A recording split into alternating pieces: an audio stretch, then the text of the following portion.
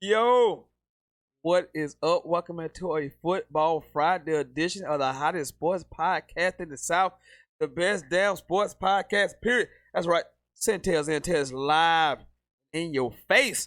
As you can see, I am not alone. I have brought a friend with me, making his season 3 debut. Oh, Sentell. It's none other than my man Shaquille Rowe. What's going on, Playboy? I done trying to get a couple times in the show.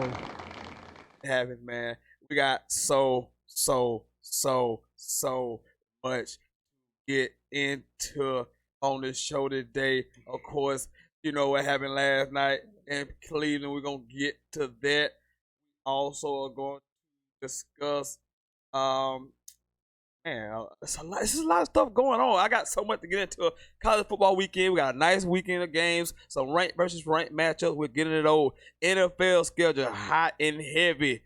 Also, I got my Sentell's Intel power rankings for the first time this season. You know, I like to wait halfway through the season before everybody plays about 8 games so I can kind of judge these teams accordingly. Before I get into it, you know who I am, a.k.a. Mr. No Days Off, a.k.a. the one-man dynasty, Wesley Sentell, is in the building.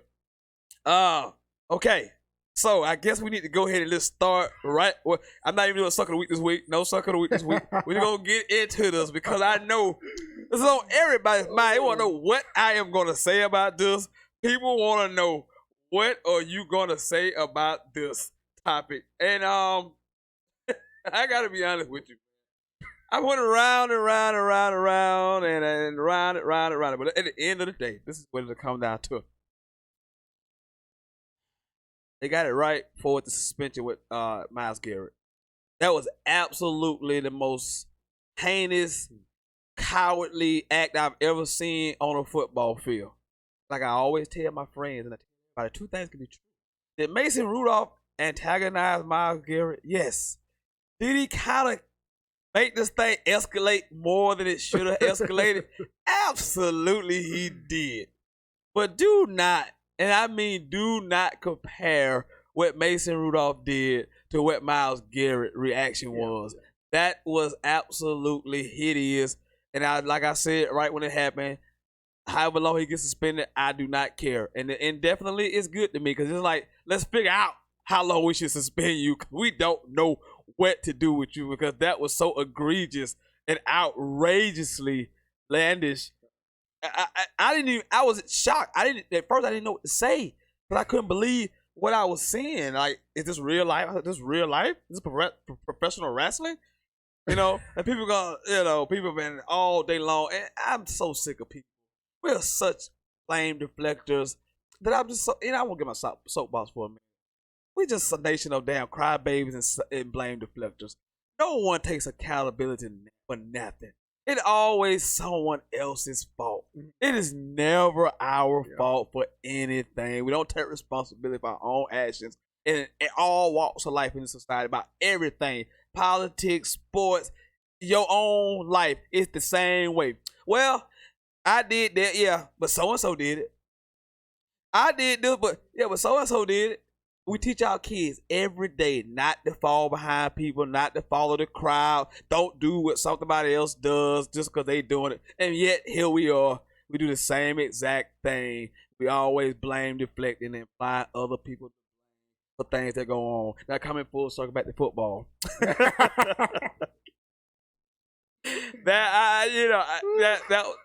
that's what it is because it's blame deflecting. Because I've seen people actually try to blame Mason Rudolph for Garrett's reaction. You can't blame him for Garrett's reaction.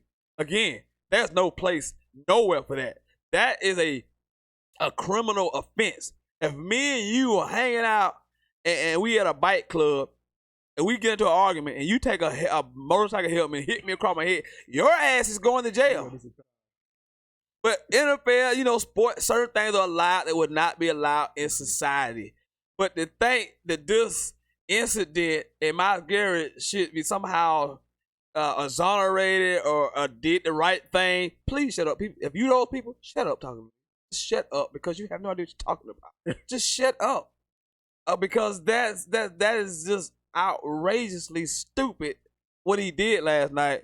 and the suspension, indefinite suspension, was definitely warranted, and everything that comes along with that. Now, I think that Mason Rudolph should get maybe a game, a big fine, some of that nature. I'm gonna turn it over to you. Cause what are your thoughts on that situation? Well, first of all, I didn't see it last night. When I woke up, this phone was blowing up. Watched it a few times.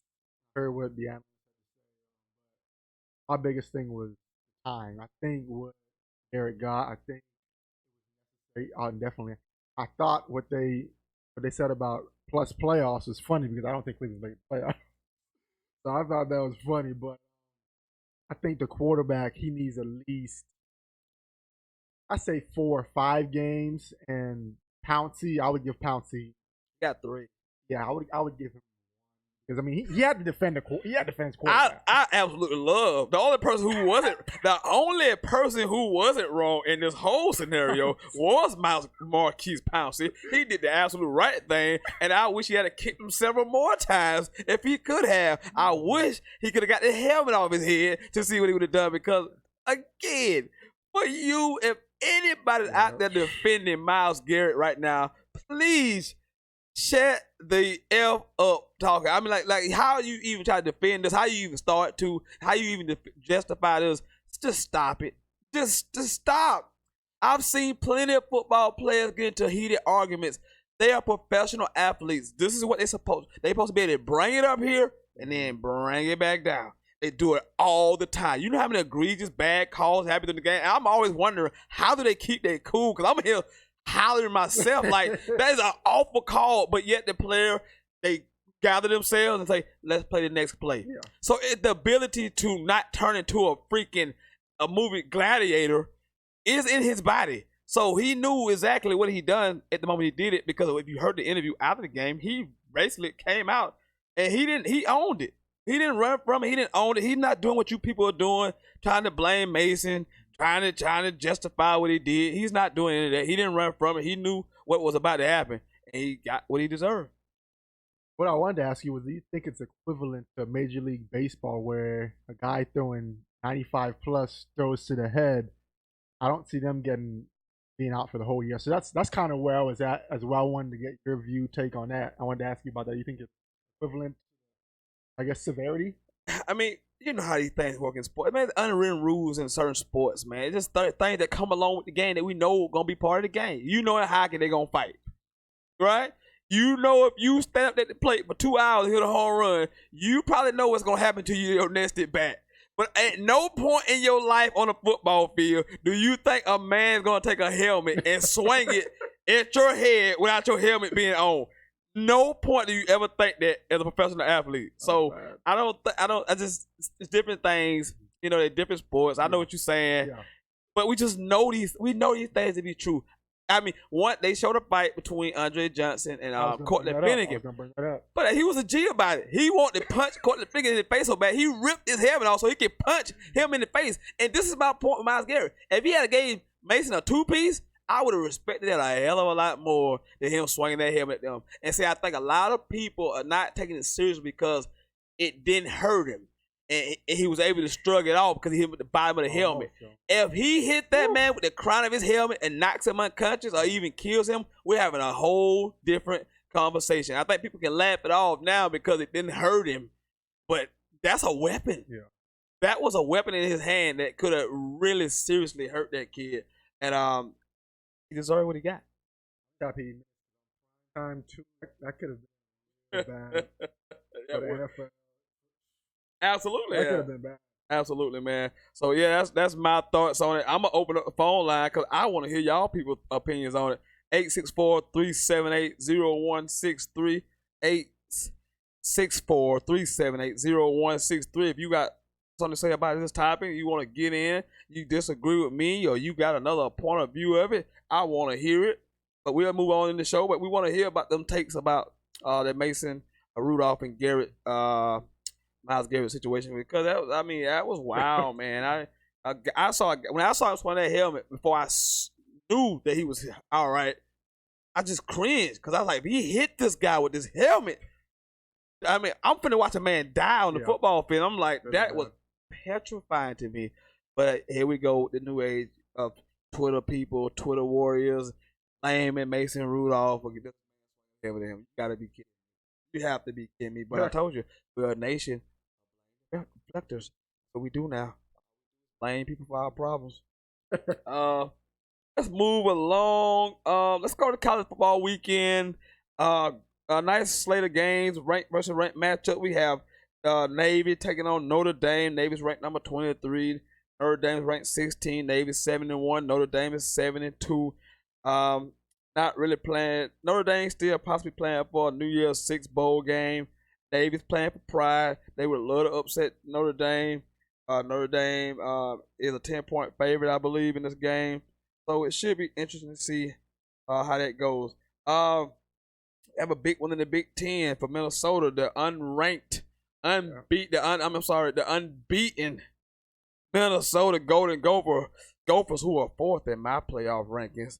Forget what the committee talking about. They travel to Iowa. Now this is a tough place to play in college football. If you don't know anything about Iowa, this is a tough. Iowa City, Iowa is a tough place to play a game. But I believe PJ Fleck will come through. But this is a game that could trip up Minnesota before they get to actually play Wisconsin, who we think will be their biggest competition until the Big Ten championship. So Iowa, Minnesota also. In the SEC, huge matchup. The committee's number 4 team in the playoff, the Georgia Bulldogs, travel down to the Plains, take on the Auburn Tigers, the number 12th ranked Auburn Tigers. Tigers got 2 losses, but it's to Florida and LSU. I'm not sold on Georgia. I know people are going to call into this show and say I'm a hater because I'm a Gator fan. I'm just not sold on Georgia. You beat me, that's fine. You're better than me. But you're the top 4 team in the country in my eyes? Absolutely not. You are not the top 4 team in the country in my eyes. You have a chance to go out and prove something this weekend on the road against a really good defense in Auburn, who's going to probably do you and challenge you the same way South Carolina did, because they had the same kind of front and same kind of corners that can match up with them guys. So it's another chance for Georgia to step up and show me something. Because when you lose to a 4-6 South Carolina team at home, I don't believe in anything you do after that. At that point, it's all fools, goals, and smoke and mirrors to me. But you got a chance. Play Auburn this week, Texas A&M next week, get into the SEC championship, chance to play LSU, and all this could be rewritten at that moment. Right now, I'm not sold on University of Georgia. I think Georgia's done. I just cannot. I don't watch much college football, but I watched that game. That was bad. That was bad. I just cannot excuse that loss. I can't. The committee make it forgive it. I can't forgive it. That team is going 4-8, bro. That team is going 4-8. They're gonna lose to Texas A&M this weekend, and they're gonna lose to Clemson the following 2 weeks from now. The coach should be fired. But we're not gonna get on him. I talked about him enough on Monday's show. But that's Georgia and Auburn, and the main event, if you would, of the evening game day will be here in Waco, Texas. The undefeated Baylor Bells, who I had number 5 in my college football playoff rankings, will take on the number 10 ranked Oklahoma Sooners.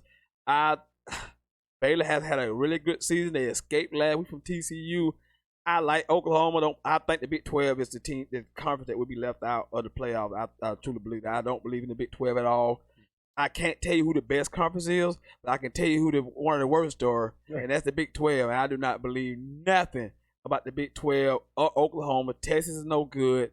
So we shall see what happens between Baylor and Oklahoma. But ain't no one-loss team is coming out of the Big 12. It has to be undefeated Baylor, otherwise they're not getting there. Other games of note around the country, top 10 teams. Ohio State taking on Rutgers. Clemson is taking on Wake Forest. That's a trap game? Wake Forest? Yeah. I would if they had Sage Surratt, who's an outstanding receiver, but Wake Forest gives up a boatload of points. Name the score against them because they just don't have enough defense for Clemson, and they are without their best offensive player, and who I mentioned, Sage Surratt. He's a really good receiver. If you don't know who he is, check him out. He's really good. So I can't see Clemson having there's no trap game anywhere on this schedule. Nowhere on this schedule. But Clemson should be and will be in the college football playoffs. Penn State will take on Indiana after they lost to Minnesota. Penn State better be careful. Indiana is really, really good. They're 7-2 playing really good football. Quietly, no one knows they're probably 7-2, and they put up a ton of points. So Penn State better be careful. Probably hungover from last weekend's loss. Better be careful.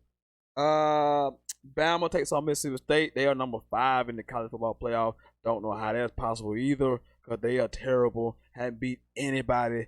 I mean, they haven't beaten anybody and gave up 46 points at home last week. They should be out of anyone's playoff discussion. The fact that they're even still talked about, it makes me really get physically ill and get nausea. So I'm just, I'm just so over Bama. I told you people before the season started, they are not the same anymore. You would not listen to me. You kept believing the hype. You kept watching the 4-letter network. You kept watching SEC network. You kept listening to Power 5 Bomb tell you about how good they were, and they're not good anymore.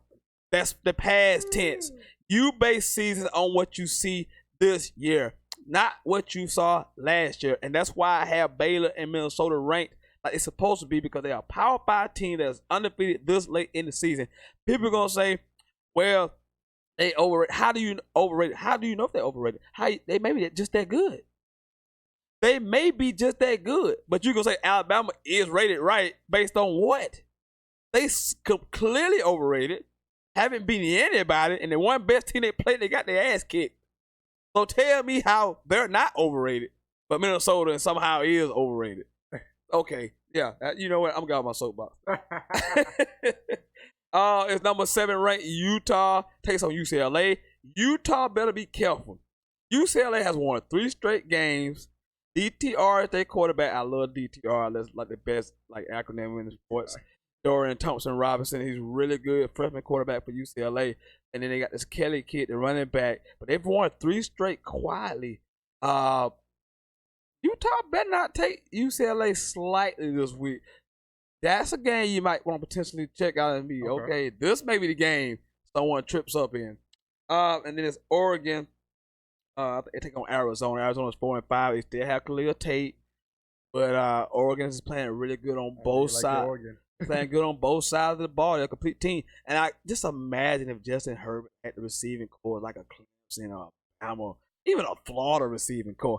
His you can't name none of his receivers. His best offensive threat was a tight end named Jacob Breeland. He's out for the season. And yet, and still, he continues to put up great numbers. Don't turn the ball over. I like this Duck team. I love Mario Cristobal as the head coach.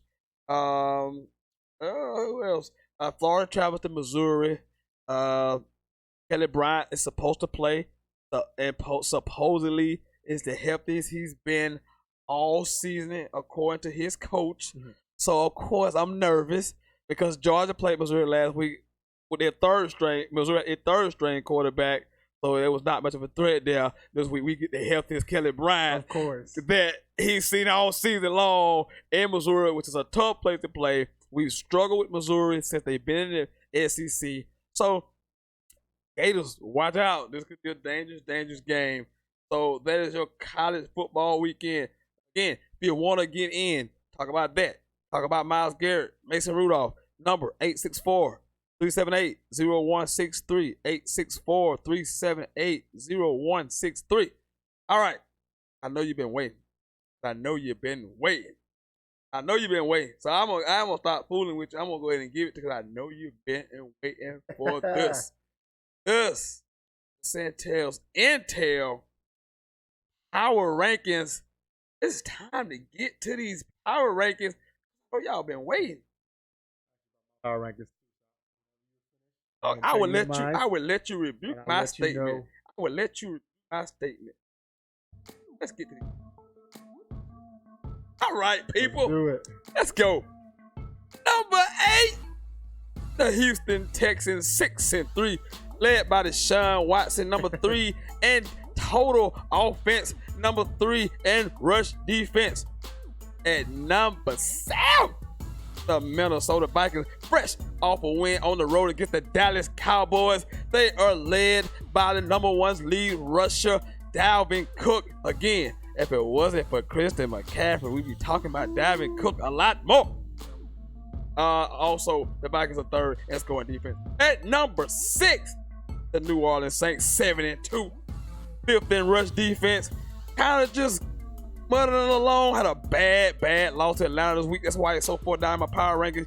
Kind of inexcusable. 20-69 to the Falcons, who was giving up a boatload of points to everybody.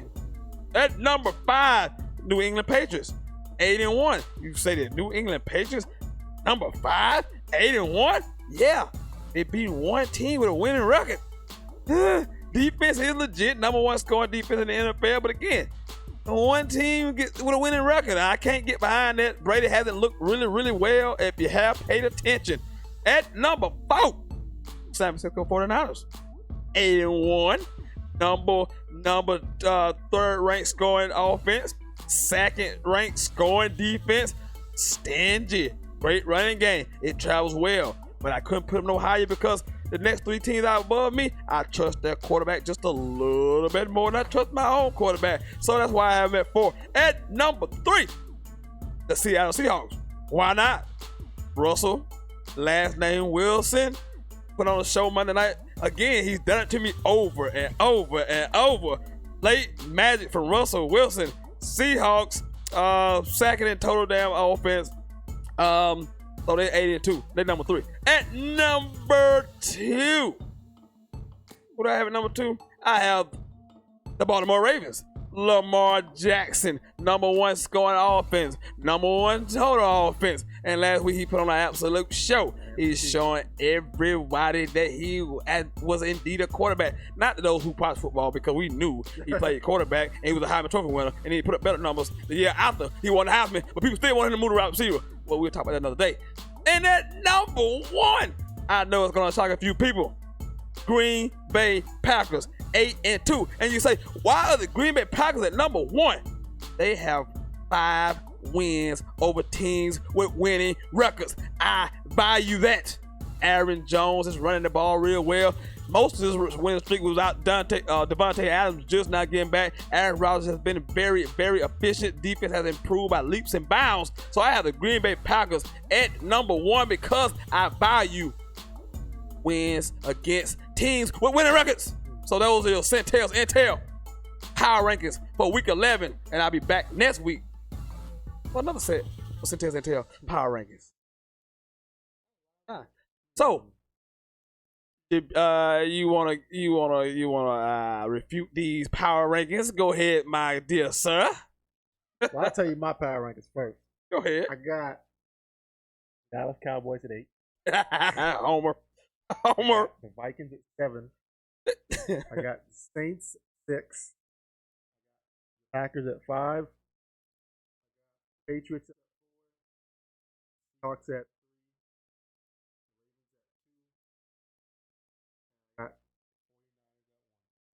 Man, interesting. I can see why you would go that way, because a lot of times the power rankings is about the record most of the times. But these teams are kind of like jumbled up 2 losses, 1 losses. You know, Seattle beat San Francisco on the road. Baltimore went to Seattle and beat Seattle. The most impressive win is probably Baltimore going to New England and beating I guess again. So Baltimore beat New England. I guess it's not as impressive. I think those teams are the 8 teams. You left the Texans off and put the Cowboys in, because clearly a homer pick. There's no way other than your homer glasses that you think that is better than the Texans right at this very moment. I mean, at least you're being honest. You just need to make the list because you knew. Gotta make the list because you knew they weren't gonna be on my list. You knew they weren't gonna be. You knew they weren't gonna be on my list. So you threw those clouds. And that's terrible. But those are Sentell's Intel power rankings. All right, what we're gonna do? Take a quick break. Then we're gonna go down the NFL schedule. Game by game, and we'll stop and talk about the games that we actually care about the most. But do not go anywhere. This is the hottest sports podcast in the South, Sentell's Intel. I'm live on YouTube. We'll be right back after this break. Do not go anywhere.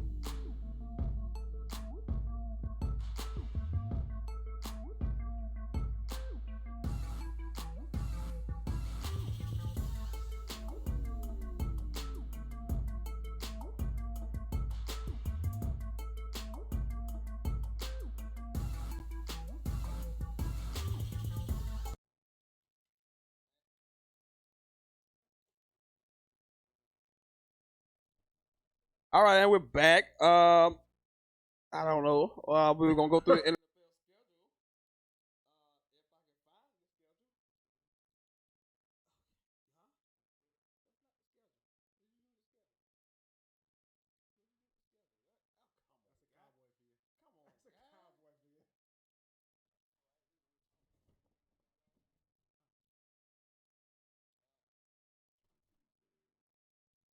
all right. I'm back. I'm back. I apologize. Cowboy. This guy here don't hit my NFL schedule. This guy being Shakiro. I want to thank my man for coming in here and hanging out with me today on this Football Friday edition of the Hottest Sports Podcast in the South. So let's go through this NFL schedule, shall we? All right. At 1:00, it's the hot Atlanta Falcons. Being facetious, of course. Off that 1-game winning streak, they traveled to Carolina to take on the Panthers, who lost a tough game at Green Bay last week. Christian McCaffrey did Christian McCaffrey things, but they came up about a yard short of potential touchdown and then going for a 2-point conversion that could have potentially tied the game. I don't expect them to have much power at the Falcons. Do you see, can the Falcons spring upset back-to-back weeks? Or the Panthers be ready for them this week? One thing I ask you this every week. I say this every week. Atlanta Falcons, biggest disappointment in the NFL this year. I don't know how the coach still has a job. Two other teams that the coaches still have a job. I don't know how these coaches still have these jobs. The records, bro. Yeah, I'm not even gonna go there. I don't know how the hell Dan Quinn has survived this. You know that win last week gonna put a little energy in the tank, but I just don't know. They've looked so bad. I ask you every week. They've looked so bad. I picked them to win the damn NFC South. I look like a fool. I've really been killing them. But last week they played their best game of the season. They hold the Saints to 9 points. So I don't even know where that came from. I mean, I have no idea. I suspect that Carolina should win. They've been really consistent. They lost some close games. Other than the 49er game, they've either won a game or been right there in the game, one position type game. So I believe they get the job done. At 1:00 is the Dallas Cowboys traveling to the Detroit Lions. Matt Stafford is out again, so they turn to Mr. Jeff Driscoll. Dallas coming off a disappointing Sunday night game against the Minnesota Vikings, in which people have to question not Scott Linehan. I won't say Scott. Kellen Moore. I'm sorry, Kellen Moore, the new offensive coordinator, because them last 2 plays, I have no idea what was that. But anyway, Dak played really well. I should expect that the Cowboys should have an easy time with the Detroit Lions with a backup quarterback. Want to say we are. This team is just.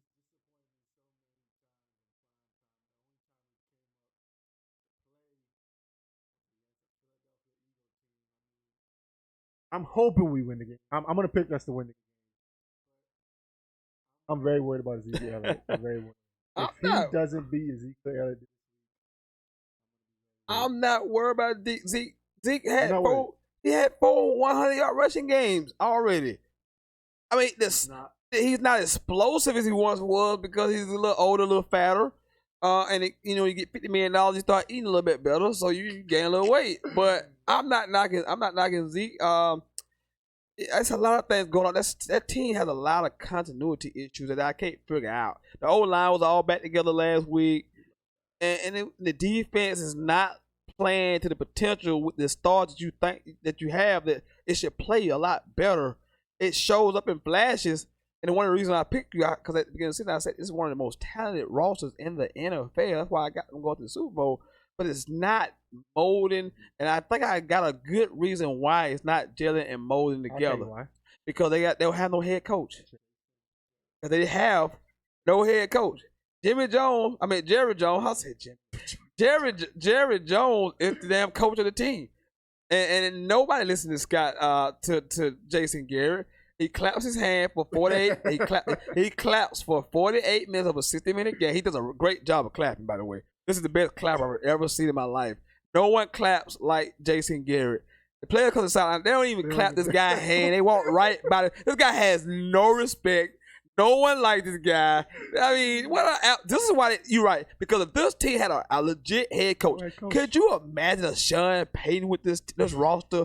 Kyle Shanahan with this roster. Some of the better coaches out there with this roster. I mean, could you imagine? This roster is loaded and should not be 5-4. Very disappointing. And let me make this very, very clear. You have to win the NFC East to get into the playoffs. Did I not mention those teams in power rankings? Yeah. Most of them win the NFC. So you have to win your division to get in the playoffs. So we shall see if the Cowboys can bounce back from that loss last week. At 1 o'clock, it is the Jaguars and Colts. Jaguars welcome Nick Foles back. The Colts still have Brian Hoyer. I'm sure they're sick to their damn stomach because he is trash. He is terrible. He has ruined what was a good season. And if they keep playing him, they're gonna kill themselves out and not even have any shot of making the playoffs. But welcome back, Nick Foles. Yep. I don't know what to think of the Jaguars. What do you make of the? I just don't know. They got some talent on the roster, but they don't play up to what their roster look like either. I don't get the Jaguars. Yeah, it's blah. Now maybe Nick Foles can bring something to the offense, and Leonard Fournette. He's fourth in rushing. It is quiet. It's not an impactful. See, that's what it's not a very impactful fourth in rushing. I just don't know what I expect. Colts ain't going on. Long as Brian Hoyer starts, we can start talking about the Colts. Jaguars. They was winning good until Hoyer came. They're not winning this game. Jaguars over Colts. Long as Brian Hoyer starts for anybody.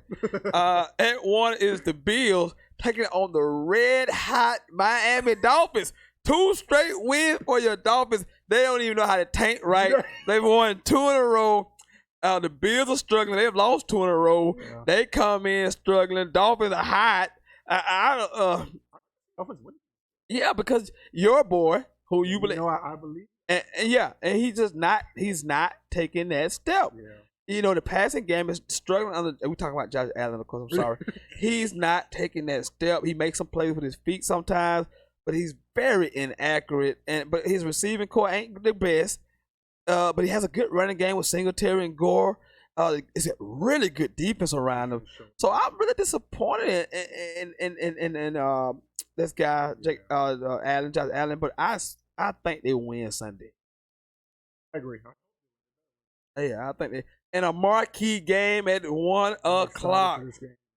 It is a rematch of some sorts. It is Deshaun Watson and the Houston Texans traveling to Baltimore to take on Lamar Jackson and the Ravens. This should be fun. Where have I seen this game before? A few years ago, Death Valley. One of the greatest college football games regular season games ever played. When Louisville came about a yard short of a first down, it ended the game. I think it was 34-31. Don't hold me to that. What a great game. Deshaun and Lamar have always been kind of linked together. The Heisman thing a couple years ago when Lamar won it, when most people thought Deshaun should have won it. I think Deshaun was clearly the better player in college. But we come full circle now. Texans are coming off a bye week, so I bet them to be fresh. Baltimore has come off 2 good wins. One good win against New England, and they beat the hapless Bengals. I'm gonna take Deshaun Watson because he have a flap. Everybody's gonna pick Baltimore. Everybody's gonna ride to Baltimore, and Deshaun's gonna show up and he's gonna play a great game. I'm gonna take the Texans over the Ravens this week.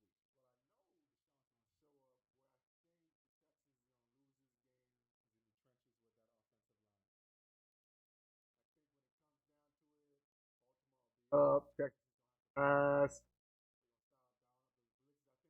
that were top 2 in the league down the.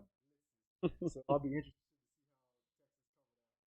And the Texans have all of a sudden jumped up in the rushing game. All of a sudden, Carlos Hyde and Duke running the ball. They third in all rushing, I believe. If I'm not mistaken, I had it wrote down somewhere. But they've all of a sudden run the ball. But again, you're right. It's always about the Texans offensive line because I worry about Deshaun Watson's health every year because they refuse to go out and get this man help. But they did go out and get Tunsil.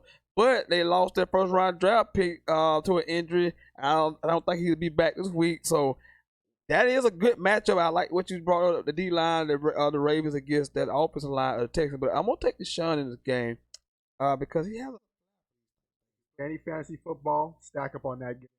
That'll be yeah. I do believe it'll be a fun game. At 1 is the Broncos at Vikings. Vikings trying to maintain. The Broncos are bad, bad. And no one's still talking about John Elway yet. I've tried to come on this show and bang the drum. I try to come on here and be a completely objective person. I try to come on here and say things about John Elway that you people won't say about John Elway, but apparently it just goes on deaf ears because he's done a horrible job. Payne fell in his lap, and every quarterback after that has been bad, has been god awful. Now, they did win a game with the Allen kid against the Browns, but it's the Browns, so I'm not gonna get ecstatic about them, but I suspect that the Vikings, maybe they get Thielen back this week. I'm not sure. Yeah. But that receiving core for the Vikings is really good. But we mentioned Dalvin Cook. Dalvin Cook is having a sensational season, but again, it's because of CMC's greatness that we have not talked a lot about Dalvin Cook, and that happens. It happens sometimes because. Let's face it, everybody know why we talk about CMC a little bit more because I told you people, I've been in your camp, CMC. Don't get it twisted. I knew you was that good, but other people looked at you and said you're not that good, and we know why they said you're not that good. Down back. We know why they say you're not that good. At 1 is the Jets and Redskins. I'm not gonna waste my time. At 1 o'clock, the Saints travel to the Bucks. The Bucks can Jameis puts up a bazillion yards every week. They throw for a ton of yards, but then Jameis gonna turn the ball. He's gonna turn it over at least one every week. It'll be a fumble or pick. He cannot help himself. He can't.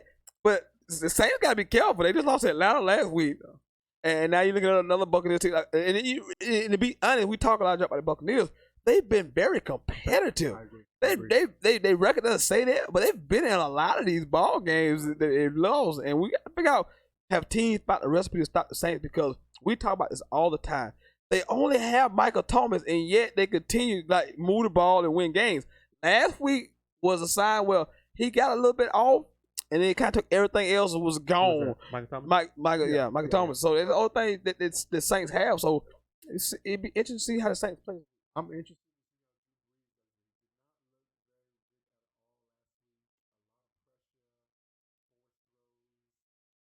Like he was saying, I'll be very interested to see how he does on the road against funnel pass defense. Yes, to see how he does.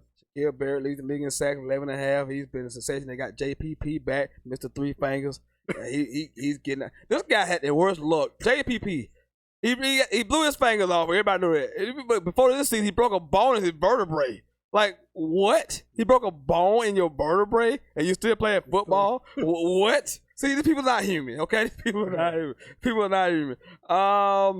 At 4:05, at the Cardinals, at the aforementioned 49ers. These teams played like 2 weeks ago on Thursday Night Football.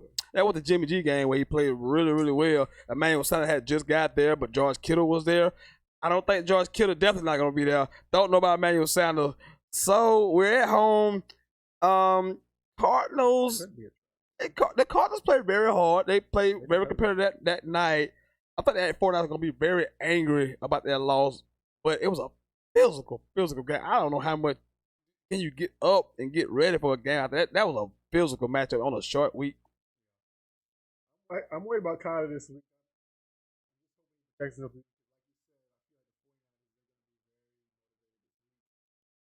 Back on track for what I'll be interested to watch that game. Yeah, divisional game will be.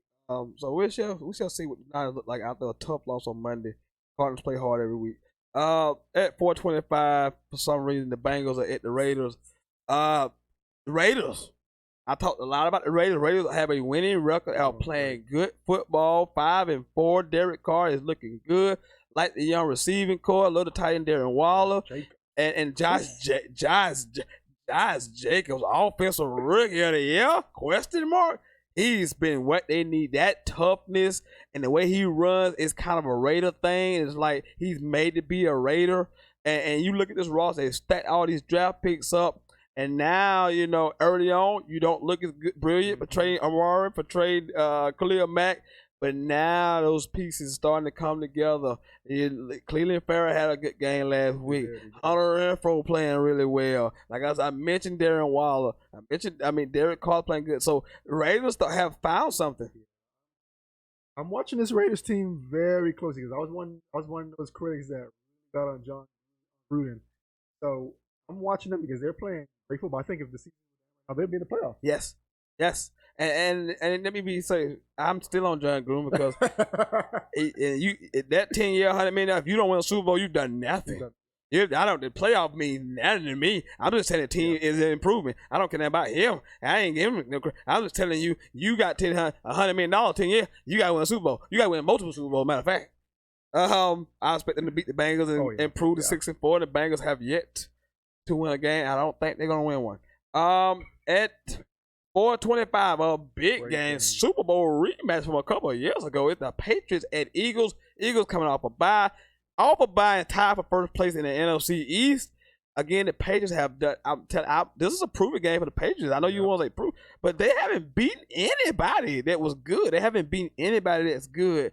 And I want to see what Carson Wentz does against this Patriots defense. Was lit up by Nick Foles 2 years ago in the Super Bowl, and I know it's an unfair comparison because it's two different teams. But people are gonna compare what Nick Foles did to the defense and what Carson Wentz does to the defense Sunday, and it's completely unfair. But it's the way we do things around here. So I'm looking forward to seeing what Pennsylvania can do against this Patriots defense. I agree. I've been watching Wentz.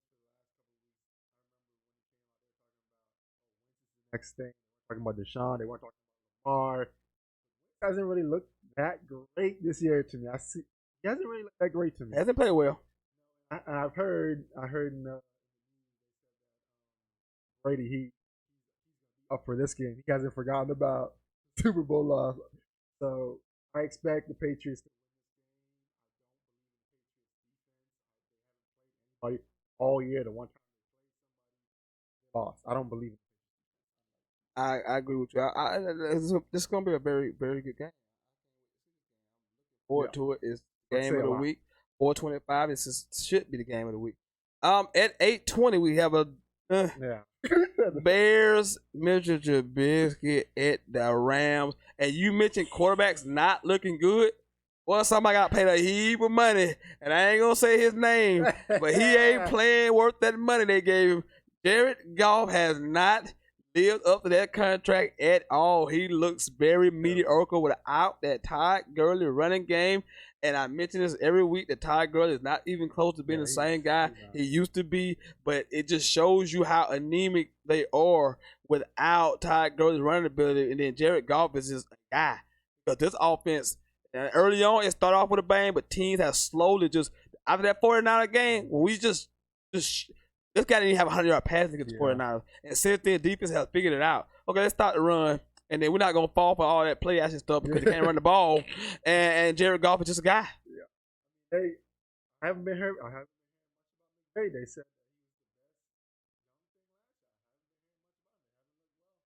Yeah, and that's it. And then for the Bears, you idiots in the front office passed up Deshaun Watson, passed on damn Mahomes to take this guy. And we told you right here on the Best Damn Sports Podcast period. We tried to tell you. We tried to told you that this guy was no good. You went for potential over production. We watched Deshaun Watson did what he did in college.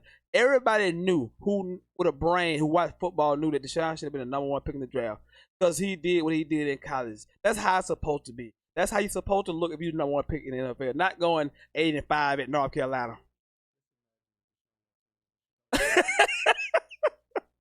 They will be a Super Bowl contender. And without that, they are trash. I know it scores a point last week against, I think it was Detroit, I believe it was. But they had their backup quarterback. So they did a couple things offensively. They found Taylor Gabriel on a long pass. I don't believe it. I don't believe in Mr. Trubisky for it. Just like sin from me to you. I don't trust him at all. Give me the Rams. Someone has to win. Because it's going to be a low-scoring game. It's going to be a low-scoring game. The Rams, they're not going to move the ball against the Bears the way they're playing right now because they can't run the football. And the Bears offense, it makes you want to throw up and just get sick when you watch them live. Do not watch the Bears live if you are already nauseated. Do not watch them. They are horrible offense. They will make you just get sick all over yourself and ruin your clothes. I promise you. And then Monday night, we'll talk more about this Monday night show on Overreaction Monday. Chiefs at Chargers. But those are your NFL games for this week. Again, welcome into the show. If you just joining us, this is Sentell. I am the one man dynasty. I am Mr. No Days Off. I am joined by my main man, Shaquille Rowe, is in the building. We've talked about that Myles Garrett situation. We talked about the biggest games from the college football weekend. We just went through the NFL schedule. So if you want to get in and share your opinions, 864-378-0163, 864-378-0163. And while you're doing that, we'll kind of go along into some more storylines around the world of sports while we wait on some phone calls. Hopefully, let's start off with the return last night of Paul George. He scored 33 points in his return, but they lost to the Pelicans.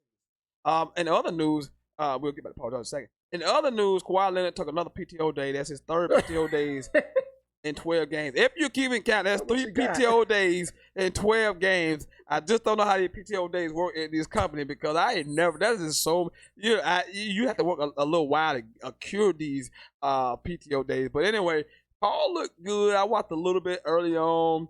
He was very efficient. But the truth be told, the Clippers are 75. We've anointed them already. Now they haven't had Paul George and Kawhi together, and in the way Kawhi load managed, we might not never see them together till Christmas.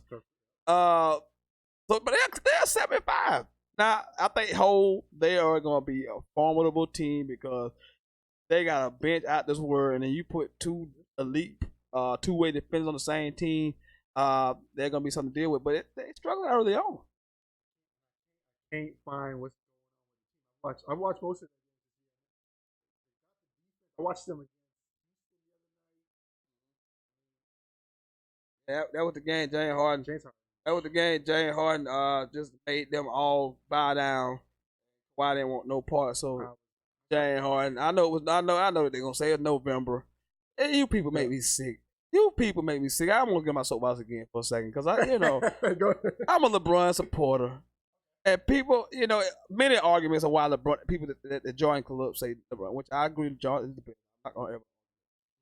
But for that count that wants to argue for LeBron, the Jordan count will come and tell you that LeBron can never be in that class because Jordan played all 82 games 9 times. LeBron did it once.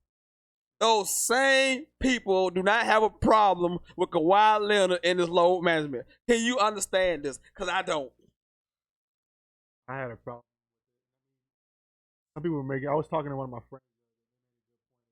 Prime LeBron started every elite star 48. Not for the first 3 quarters. 48 minutes. Prime LeBron. I was watching that Houston game. Kawhi Leonard wanted no part of it. Wanted no part. But you know what? We have his people are excusing it to death. I had one of the biggest Jordan guys here last week. He's like, he's okay with it. But you just told me it's all about old school. You old school. It's about competition, about competing. But now you changed it. You done move the finish line on me now. Now, see, you like this guy more. You like LeBron. So now you want to move the finish line. It's okay. It's acceptable. This man, 28 years old, done missed 3 games out of 12 already. And y'all, and we okay with that. I'm not, but we okay with that. Harder, come see you.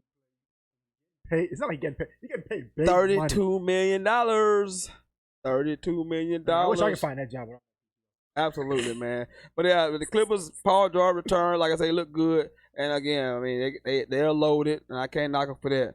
In the other NBA news, Carmelo Anthony, ladies and gentlemen. There is a Carmelo Anthony sighting in the NBA. He signed with the Portland Trail Blazers. From what I heard, this is a non-guaranteed contract, which is horrible to think of a player of this caliber basically playing for scraps and hoping to make the team to where he can get a guaranteed contract. This is stuff they do with like end of the bench guys, rookie free agents, and guys who play over in Europe and G League. Yeah. Not a future Hall of Famer. This is awful. For me, when I saw the news, I was very happy for. Basically, a rocket situation. You got a team, ISO dominated ball. He's gonna be a spot up guy. unless he decides he wants to come off the bench. Well, he's gonna have. Because you're right, they're ball dominant by two court guards. But if he can accept the fact they come off the bench because they need a wing scorer off the bench, which is something that Portland haven't had since they had those two guards. You know, they actually got a decent front court. Hassan Whiteside is actually playing okay. They should. They may get Nurkic back at some point, but they've always missed that wing. They even drafted Narzir Little out of North Carolina to help. He even drew a start the other night. Didn't play particularly well. Rodney Hood's been doing an okay job at this small forward position for him, but they've always needed a wing. But if Carmelo can set the fact he can come off the bench and just like get him the reign to the second team unit, like, man, hey, you just do what Carmelo does with the second team. I think he'd be fine. He's definitely been I'd rather see him with it. Ostracized a little bit. And you know, I must be in TV because speaking of guys who've been ostracized, that's a little circus. It's gonna take place tomorrow. I don't know if you heard about this circus. It's gonna take place down in Atlanta, Georgia tomorrow at 3:00. I got a question. Hold on. I mean, get that question. I'll get back to that. I guess he was a question. Are the Miami Heat the biggest early surprise of the NBA season? I would say yes. I would say yes, but Pat Riley has a history of just putting together good rosters.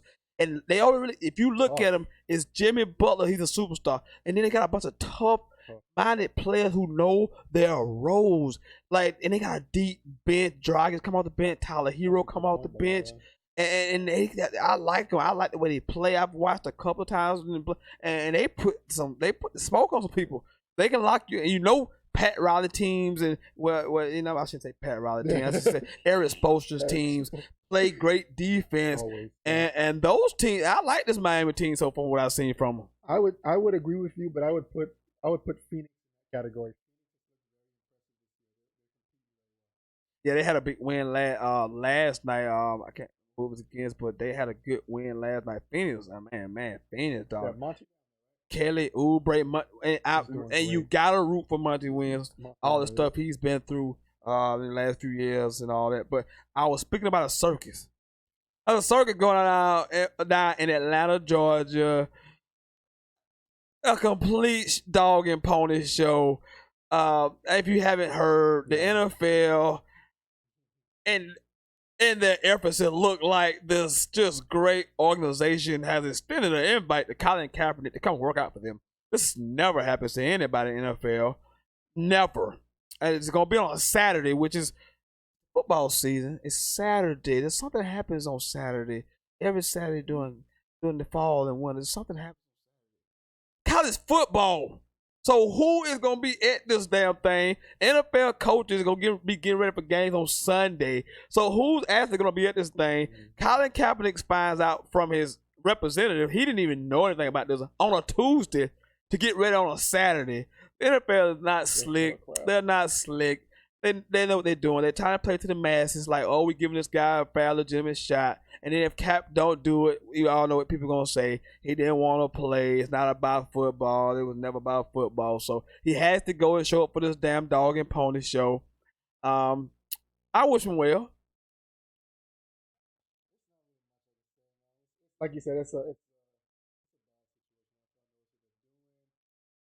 got to count how many teams actually going to be there. I don't have a count. I've heard, but it's conflicting reports. You just don't know what to believe because that's where I'm at. What you do know is the coaches are not going to be there except teams who may be on a bye. And them coaches not flying all the way to Atlanta, Georgia. And then everybody's playing on Sunday. College football going on Saturday. So other scouts are going to be scouting college players. So this is just a joke. But cameras will be everywhere because this is not just a sports story. This is a news story. And as you always know, I'm with Cap regardless of what this young brother chooses to do. He has done great things, should never have been ostracized, should never have been whiteballed, should never have been treated the way he was treated for doing basic constitutional rights that everyone always cheers in this country that you should do. And we love when people protest things that we all agree with. But when we don't agree with it, we criticize people who do peaceful protests. But I'm always Team Cap. CK7 forever. I hope he get a job because, let's face it, Bunch of teams that need him. Let's face it. Even being out of the league 3 years, some of the shit that I see trying to feel every Sunday, it is a joke. It's an absolute joke and a waste of my time.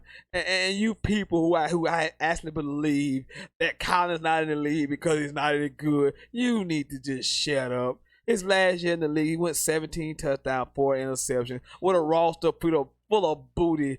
I mean, these players that were no good, they fired Chip Kelly the same offseason. Just stop it.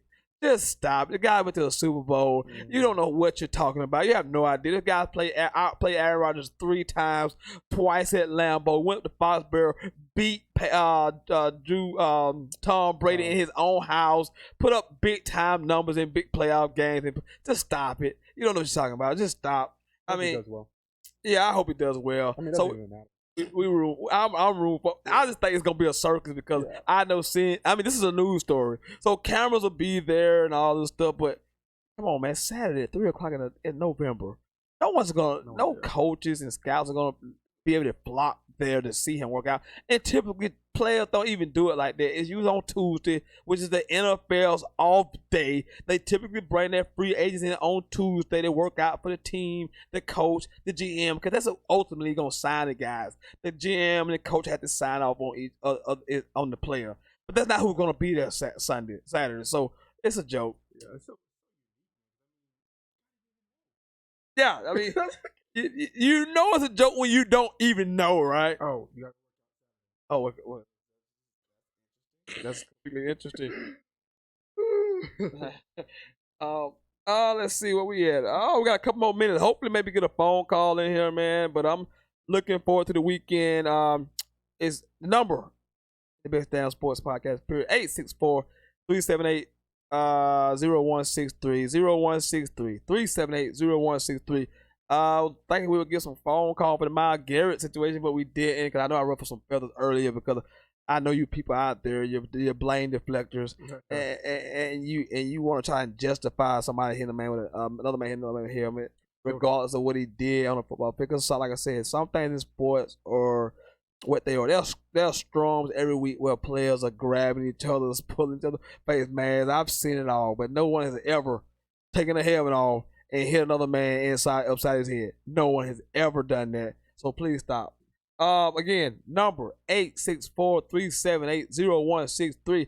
We're gonna ramble along for a few more minutes, maybe get a phone call, maybe another comment or so. Because if not, I'll be back Monday night at 7:00. Just ahead of Monday Night Football, where you can see the great Pat Mahomes take on the Los Angeles Chargers, even though I want to say San Diego so bad. It just don't even sound right. They are trending up. They are trending up a little bit, getting a little healthy. I still don't. I'm worried about Phillip a little bit because he's. I think those guys from that class is just. Eli's been benched, Ben's hurt, and then Phillip's starting to show some wear and tear on his body. Doesn't look like. Well, I've got a few more seconds, so I can't say that. But maybe you guys will get in here. But I do want to thank my man for joining me today on this Football Friday edition. I like this setup nice, like a little casual barbershop talk on a Friday show. It's not really not as business like as when I'm on here on the show alone. I just like to kind of freelance and relax in my comfy chair and talk a little sports and let you hang out a little bit. So I appreciate you coming through, homeboy. So I'm interested.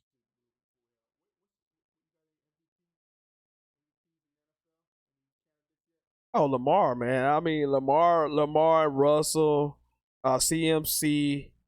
That would be my top 3. After that, it gets a little further for me.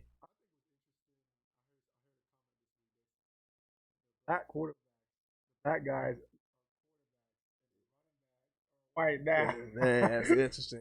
And I said before the season started, this was gonna be the year of the black quarterback. I said it before the season started. I saw the talent of that group, that Pat Mahomes group, that Watson group, Lamar Jackson groups, Russell Wilson. I mean, those guys are dominating the league right now, and we've come a long way, buddy. Bridgewater came in and showed his thing. Sure did. Thoughts on Oh, last week. I gotta mention this because it is Friday, and I live in this town, and I come on this show Fridays, and I never mention the 4-time straight undisputed defending 2A state champion Abbeville Panthers. I never mentioned them. High school football. But last week in a high school game, in a playoff game, they broke the school record for points. They put up 85 points in a playoff game. They played tonight. Apparently, the number one defense in the state of South Carolina in 2A, I'm guessing, takes on Abbeville tonight. On there, like I say, Andrew Jack. I think it's Andrew Jackson or somebody. But they'll take on them tonight. Can anyone stop the Panthers from getting the 5th straight 2A state title? They have just been an absolute dominant, just dominant program.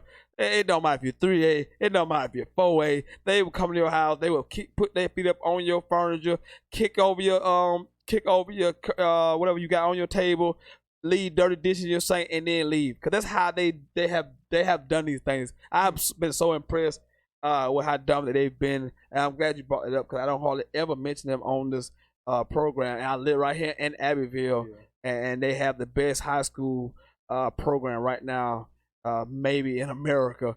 And I'm not. That's not hyperbole. That is, they are that damn good. So we shall see what they do tonight. I'm sure I'll get a live update through Facebook. But thank you for bringing that up. I want to get the last word into my man over here. Did any last word before we get out of here, brother? That I was actually able to come. What's the shit? Absolutely, man. I'm trying to, I guess every week I try to get some of those Friday show because that's how we want to do it around here. Keep it entertaining. But for my man Shakiro, for the one and only one man dynasty, Mr. No Days Off. This has been the best damn sports podcast, period. The hottest sports podcast in the South. Sentell people. If you do not start subscribing to this channel, I'm going to come through the camera and do what Miles Garrett did to Mason Rudolph. Now get to it, people. Tune in and watch this show. It's the best. This is the best damn sports talk show out there without bias. Get in here and check me out, man. We do our thing on this show. I will see you guys on Monday. I want to thank everyone for tuning in, everyone for watching. I will see you Monday. I am out.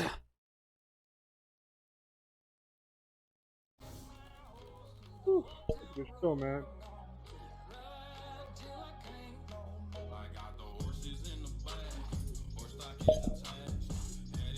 Oh boy.